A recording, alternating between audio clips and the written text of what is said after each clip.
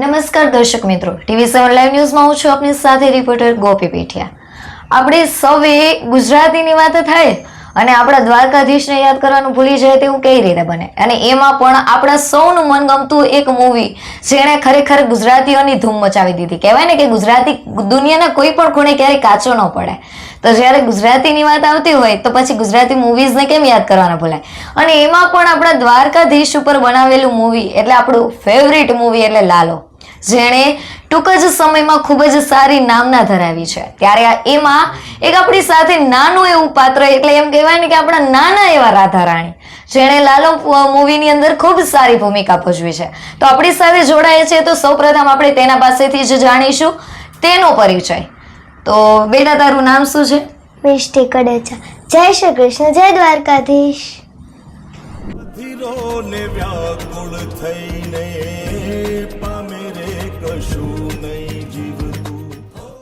હવે આપણા મિષ્ટીબેન, જેણે લાલો મૂવીની અંદર ખુશીની ભૂમિકા ભજવી છે, એટલે કે લાલાની દીકરી તરીકેની ભૂમિકા ભજવી છે. તો મોટા લોકોના તો સૌ કોઈ પોડકાસ્ટ કરે છે, ત્યારે આજે TV7 લાઈવ ન્યૂઝમાં આપણે નાની એવી ઢીંગલીનો પોડકાસ્ટ કરવા જઈ રહ્યા છીએ. તો શરૂઆત કરીએ પહેલા ક્વેશ્ચનથી. તો ખુશી, તમારા લોકોનું સિલેક્શન કેવી રીતે, મતલબ મિષ્ટી, તમારા લોકોનું સિલેક્શન કેવી રીતે થયું હતું મૂવી માટે? મેં તો આર્ટ પોસ્ટ કાસ્ટિંગમાં ઓડિશન આપ્યા હતા, એમાં સિલેક્ટ થઈ ગઈ હતી. અચ્છા, પછી તારી જોડે કેટલા બધા બાળકો હતા? મારો તો નંબર 16 થયો હતો. એમાં શું કરવાનું હોય તમારે? એમાં એક્ટ કરવાનું. એક્ટ? તે કયા કયા એક્ટ કર્યા હતા? મતલબ સિંગિંગ, ડાન્સિંગ કે કોઈ ડ્રામા? કઈ પણ જોઈ લે. કઈ પણ? અચ્છા, તો તને ફાવે બધું? બધું ફાવે. સરસ સરસ. પછી જ્યારે આ મૂવીની વાત કરી, બરોબર, તો તારા મમ્મી પપ્પા છે એના બદલે તારે બીજા લોકો સાથે કામ કરવાનું હતું, બધું હતું, તો તને ડાયરેક્ટ એડજસ્ટ આવી ગયું હતું? આમ ફાવી ગયું હતું બધા જોડે? હા, ફાવી ગયું હતું. કેવી રીતે કામ કરવાનું હતું તમારે ત્યાં લાલોના સેટ ઉપર? એમાં જે અંકિત સર છે ને, એ મને સમજાવતા કે આવી રીતે છે ને એક્ટિંગ છે, સીનમાં કામ કરવાનું છે.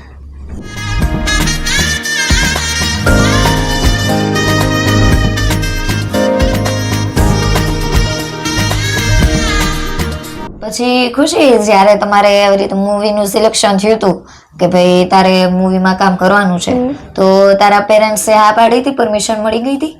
હા, મળી ગઈ હતી. તો એ લોકોની ખુશી થઈ હશે કે નહીં અમારી છોકરી એ ટીવીમાં આવશે એમ? તો પછી ત્યાં સેટ ઉપર જે બધું કામ કરતા હતા, તો એમાં સૌથી વધારે તને કોની જોડે બોન્ડિંગ થયું હતું અને બાકી બધા જોડે કેવું બોન્ડિંગ હતું? એમ તો મને બધા સાથે જ મજા આવી હતી.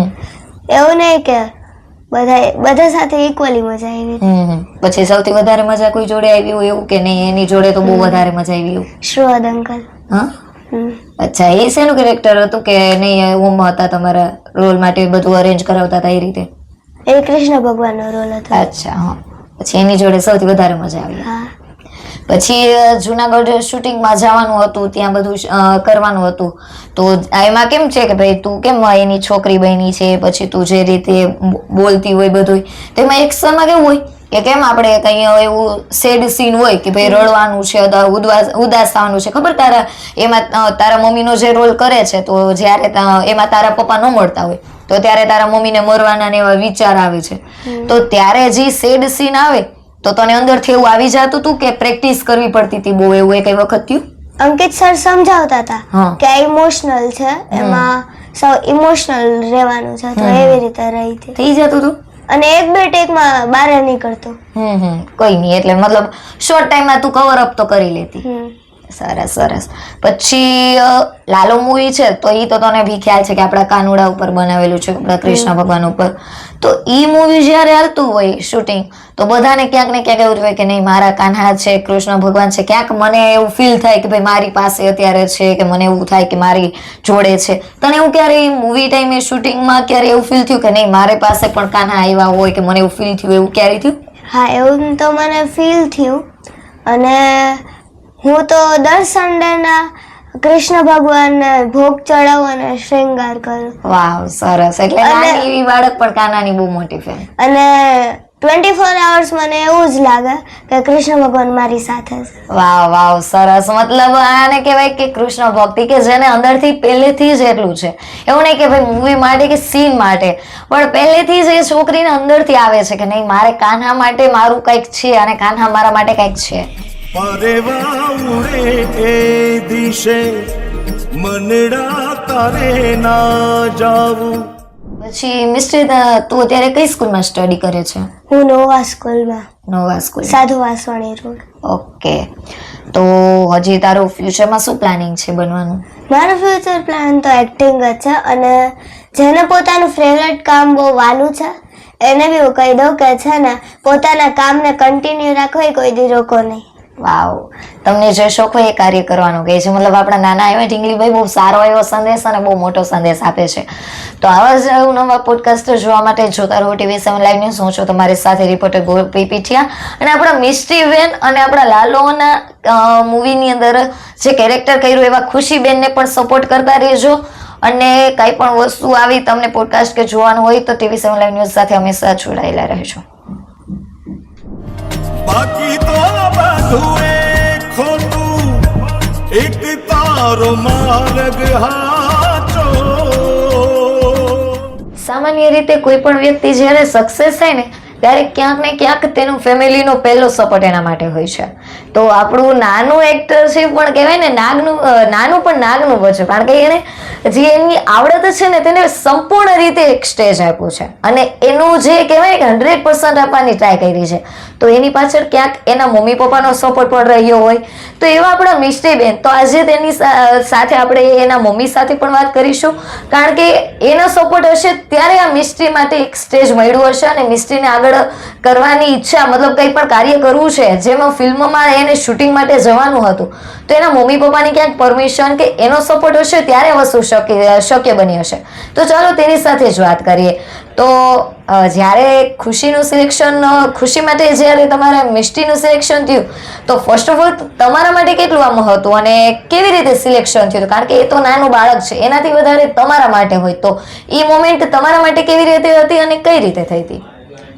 જ્યારે એનું ફર્સ્ટ ટાઈમ સિલેક્શન થયું અને કીધું કે ભાઈ ના હવે સીધું મૂવીમાં શૂટ જ કરવાનું છે, તો ત્યારે અમે લોકો થોડાક નર્વસ હતા, બીકોઝ એ એકદમ ઇન્ટ્રોવર્ટ હતી, ક્યારેય કોઈ સાથે હળવું મળવું કે એવું એને ના આવડતું.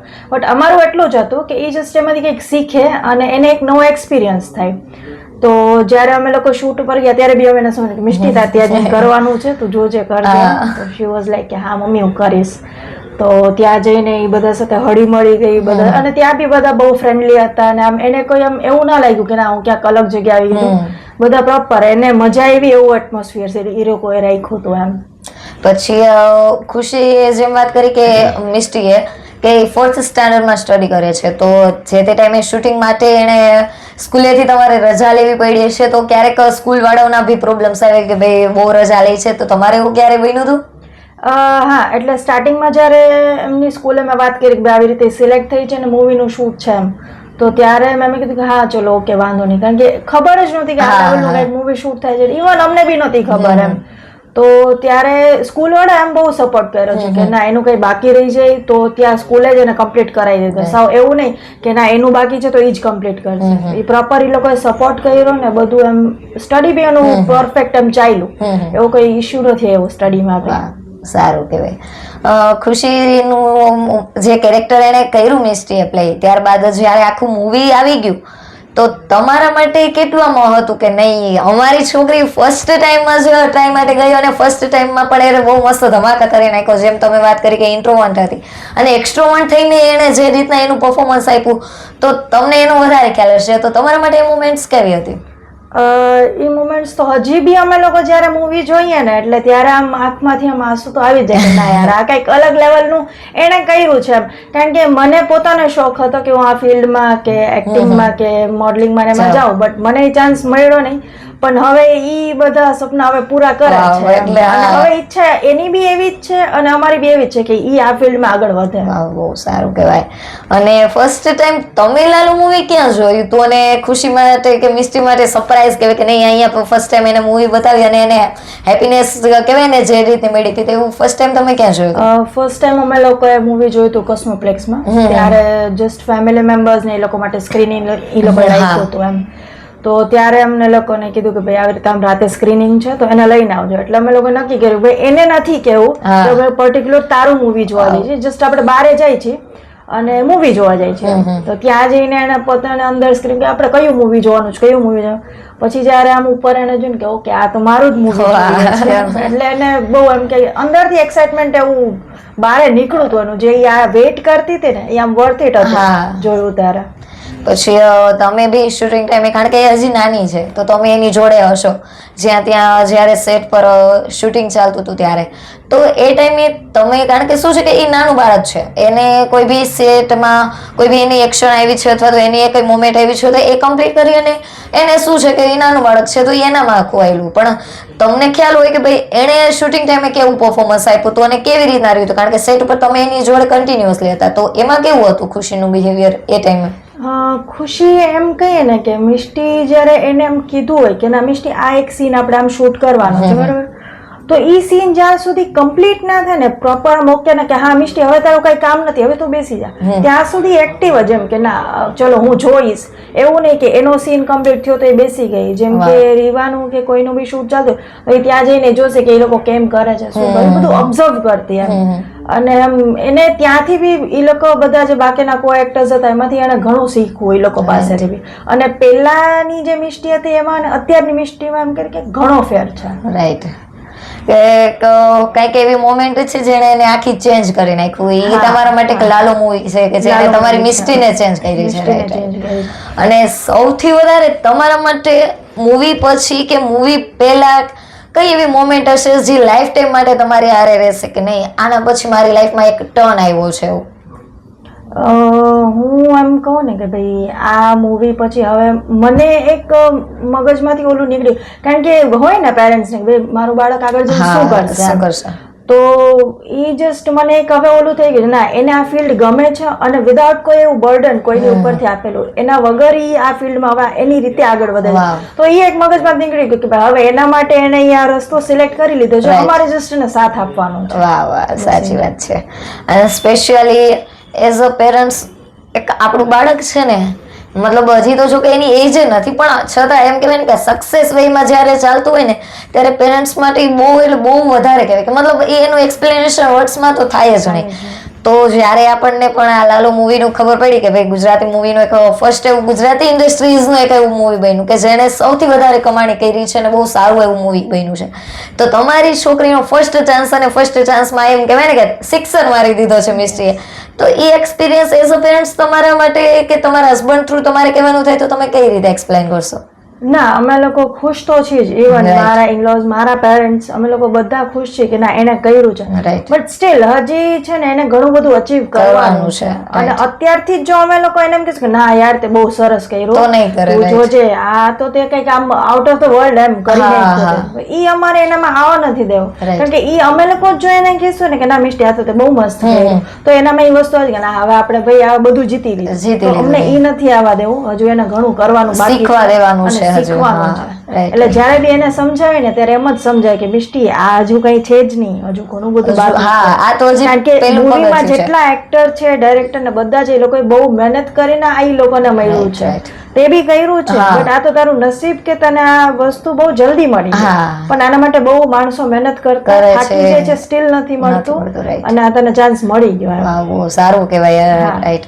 નહીં મતલબ જો તમારે તમારા પેરેન્ટ્સ કહેવાય ને કે સપોર્ટિવ બધાના પેરેન્ટ્સ હોય છે બસ તમારો વે એવો સિલેક્ટ કરેલો હોવો જોઈએ કે જેમાં તમે તમારું 100 ની 110% આપી શકો કારણ કે ઘણા લોકો એવું માને છે કે આ બધી ફિલ્ડ છે કે ભાઈ એ એક શોખ ટાઈપ કહેવાય કે એમાં કરિયર નથી ઘણા લોકો એવું માને છે પણ નહીં એઝ અ પેરેન્ટ્સ અને એમાં બી આજના ટાઈમમાં લોકો જે રીતના મતલબ આપણા ચિલ્ડ્રન્સ છે, આપણા બધા જે મતલબ બેબીઝ છે, એ લોકોનું શું પ્લાનિંગ છે એમાં એને સપોર્ટ કરી અને એનું 110% આપવા માટે, એને અચીવ કરવા માટે આપણા લોકોનો સપોર્ટ બહુ જરૂરી છે.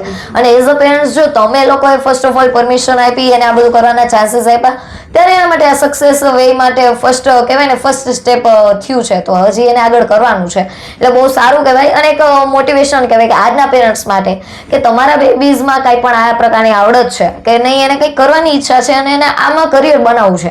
કારણ કે બધા એવું કહે કે શોખ જે હોય ને એમાં કરિયર ન હોય, પણ એવું નથી. જે શોખ હોય ને એમાં કરિયર બધાથી વધારે હોય છે. કારણ કે એમાં બાળક છે ને એનું પૂરેપૂરું આપવાને બદલે એનાથી પણ વધારે આપવાની ટ્રાય કરે.